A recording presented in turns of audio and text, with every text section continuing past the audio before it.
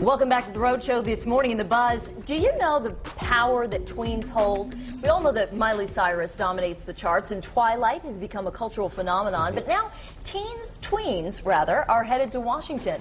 More than 250 9 to 14-year-olds, which is this tween age, girls from around the country are going to convene with policymakers, marketers, experts, and celebrities for the first ever National Tween Girls Summit this fall. The day-long summit will examine the minds, motivation, and lives of tween girls, giving them a platform to share their thoughts and their opinions on a wide range of subjects. You, sir, happen to be the father of a tween. I am. She's 13 years old, and it's amazing. She can sit there and pick apart my outfit, and then in the next breath begin a political discussion with you. Yeah. Yeah, so it's something. They have their own mind, they have their own set of core values, and they know what they want, and they know how to get it, and, you know, she works, and she gets her own money, and she goes to the mall, she works she buys at 13? her own thing. Yeah, she does her, she gets an allowance, she gets stuff, like babysitting, stuff around the house, she gets paid for, that kind of stuff. So, you know, some of the most visible, I think, tweens are like the Obama girls, Joe Jonas or Nick Jonas. Nick Jonas, well, they have an influence over them.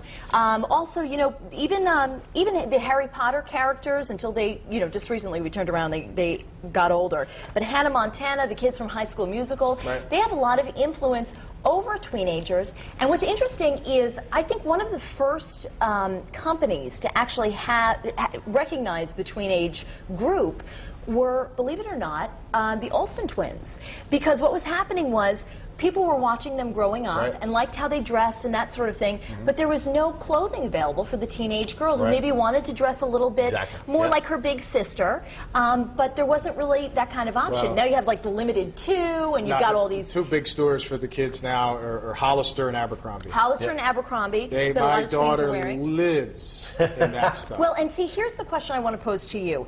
Is it too... I mean, we're talking about not just policymakers, but what I found interesting in this convention is marketers. That scares me. That's the whole thing. Yeah. See, because they are the most important group. They're trying to pick their brains. Exactly, and I wonder at this age where you're figuring yourself out and kind of mimicking what your big sister is doing and mimicking what teenagers are doing, is it just another opportunity for marketers to kind of make some money? It's a big focus group they're bringing to Washington. That's how I feel when I heard marketers. I'm like, oh boy. Here it is. They're going to give them a whole bunch of toys now. How do you like playing with that, little Susie? I will say this. I do think they are a powerful group because they influence their parents. How many times has your daughter said, I want, and finally you're like, well, I guess it's not that bad. We'll get it, or whatever it was. She gets about 25% of what she actually asks for. Right. Yeah. Listen, you know, as a parent, you got to put your thumb down, and you know, it's just my opinion. Yeah. But I think if you dole out everything a kid wants, then they don't teach them a sense of responsibility. But when it comes to that 25% that they eventually get something that they're interested in,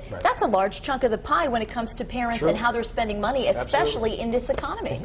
I think to me it's a little dangerous. The marketers, I don't like the marketers being there. You take the marketers out, I'm like, wow, this is great. Marketers in there. Totally agree. Well, scary. I totally agree. Who's going to keep them out?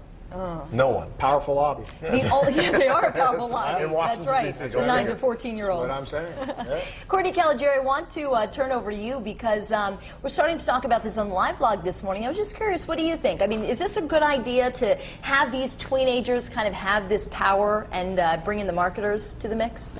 I'm not sure about tweens that aren't celebrities. I mean, I'm influenced myself by you too with all the Twilight books, the movies, Harry Potter. So there's enough stuff going on in culture, I think, and there's a couple of fans right here on the blog as well. But they're saying they think they possibly may have an influence. And Jamie here says she was influenced when she was younger, you know, by tweens in our culture and stuff like that. But we do have a poll here on foxprovidence.com. We're asking you at home, do tweens have too much power over our culture? Choices are A, yes, they influence books, movies, or music, or B, no, get real, they're just kids. So we'd love to hear from you guys. You can weigh in on our website or on our Facebook page. Our friends there can weigh in as well. But I will be back at the end of the show with your official poll results to see what you all said. But for now, we're going back to the backyard barbecue. Lily, what's grilling?